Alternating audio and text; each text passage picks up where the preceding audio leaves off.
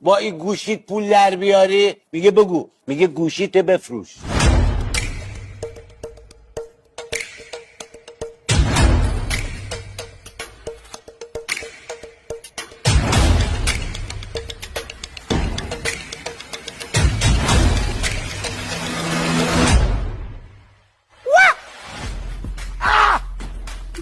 من به فیفا اعتراض میکنم، مینویسم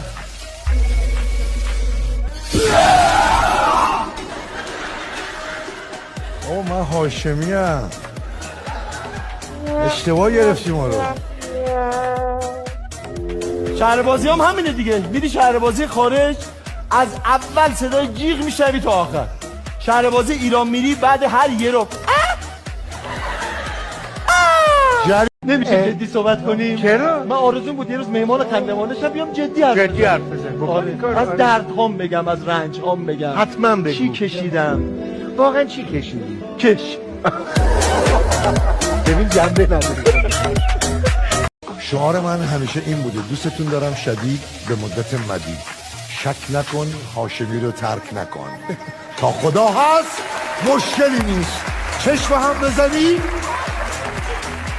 هاشمی نیست. بیا چرا رفت؟ گفتم استاد خروج های نامنظم دیگه، حداقل با برنامه ما این کارو نمی‌کردیم. شما یه نخ دستتونه، سر اینو گره بزنید، نخو بیارین بالا، دستتون بیارین کاملا بالا بالا بالا بالا بالاتر بالاتر. آها، با یه خورده بالاتر، همینجا نگرش داری، نگه دارید تکون نکنه. وای چجوری تونستی این؟ حالا ولش کنید. این از چه قانونی استفاده میکنه امیر حسین فکر میکنی؟ من اطلاع ندارم متاسفم. این از قانون جاذبه آرش میدوست. www سیخ داتایار.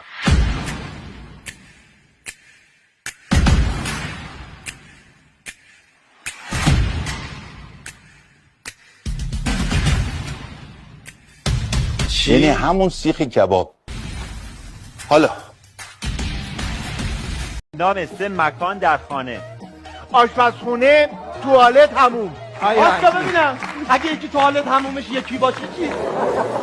به هر حال این دوتا جای مختلف تو یه یه دره، ما یه در اینجا میریم اون یه پرده داره. ببین با میکنیم درو میشینیم میپریم.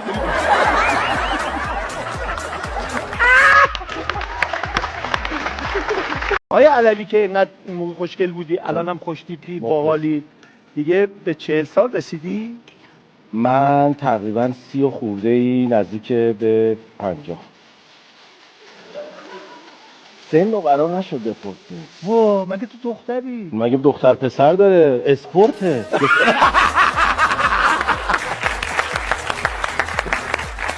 فریستایل زبر. آره قشنگ بود. اورانگوتان. اورانگوتان بله. تخم مرغ شانسی. تخم مرغ شانسی میشنوی؟ نه به قرآن. بروجرد ملایر ما اونجا شیره دادم بهمون، کیف کردم. شیره انگور. بله شیره انگور. گفتم مشخص کنی چیه؟ چرا؟ نه دیگه. آخه شیره انگور هست و شیره خرما. دیگه شیره دیگه ای نداره. چون گفتی کیف کردیم می‌خواستم آره. با کدومش کیف کردیم. با همش میشه کیف کنی، بستگی داره که کجا دعوت بشی.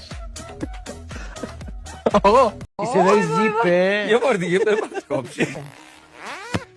اوه مای گاد. زیپش هم بچه‌ها پلاستیکی یه بار دیگه. دندونا. دستم خورد به هاشم. یه بار دیگه. دستت خود باز. برو بابا. حالا باز کن. حالا باز کن. نه. خیلی خوب بود. خیلی خوب بود. شک شدم محمد. مثل مرغ مینا میمونه. وای یه چیزی الان فهمیدم. تو دیگه دوبله نکن، زیپ کن. نه افرده. بچه‌ها میشه ادای زیپو در بیارین مثل آقای علی مردانی؟ هممون زیپ. پس همه راست میگه. برو آقا برو. زیپش باریک‌تر بود. آفرین. خواهش میکنم. اصلا حالش بد نبود. یه عرق نعنا به اون بده. لوس بار اومدی؟ لوسم به نظره؟ نه. من خیلی تخصم بودم، خیلی هم کتک خوردم در دوران نوجوانی و کودکی و از معلم، همسایه، سایر فامیلای وابسته، رهگذر، آبر پیاده، ماشین، هر چی میون. به من یادمه یکی از معلمامون خیلی منو زدن. خب انقدر منو زد این خسته شد، کلاس رو تعطیل کرد، گفت بره خونه هاتون. بعد من یک گوشه اینجوری این فیلم های خارجی اینجا نفسم بالا. اونم همینطور نه؟ اونم بنده خدا پیر بود. بعد نمیفهمیدی کجا رو میخواد بزنه که گارد بگیری. مثلا میگفت بزنم یو پای. میدونی وقتی سیگار خوشحال میشن چی میشه؟ به ما چی؟ نخندید. سیگارا خوشحال میشن چی میشه؟ بفهم. چی میشه؟ بفهم. نمیدونی؟ نه. توتونشون عروسی میشه.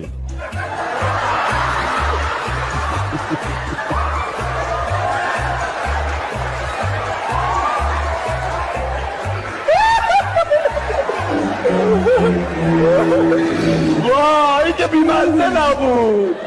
این خیلی واقعا توتونشون خیلی قدیده نشیده بودم. شما 20 میلیون داشتین چی میگرفتین باش؟ من ببین آخه بستگی داره چجوری نگاش کنی. هم به نظرم 20 میلیون خیلی خیلی کمه الان تو این دور زمونه. حداقل 20 تا تبلت خرید برای دانش آموزایی که ندارن. چی 20 تا چی؟ نمیشه با 1 میلیون تبلت گرفت الان؟ 1 میلیون الان بوس نمیده. چیز ببخشید مثلا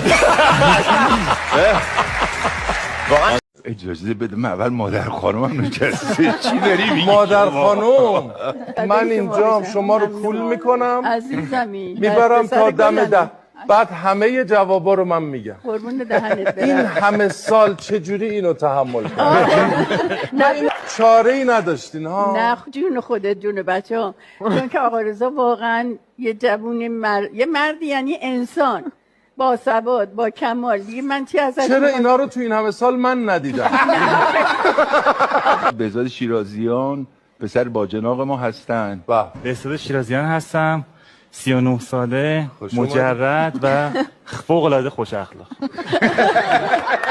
خیلی امید دارین به این برنامه. خوش اخلاق و مجرد و 36 سال، مهربون و 39 ساله، قد بلند و ماشاءالله 190. اصلا آقا اجازه میدین من خودم شما رو بگیرم؟ چیکار اصلا این یه آقای آبادانی اون موقع اومد توی تهران سوار اتوبوس شد. بعد بلیت اتوبوسش مال همون اتوبوسای آبادان بود. بعد آقای راننده اتوبوس بلیتو گرفت و گفتش که این بلیت آبادانه. خب سواد نداری؟ نوشته آبادان و هومه. هومه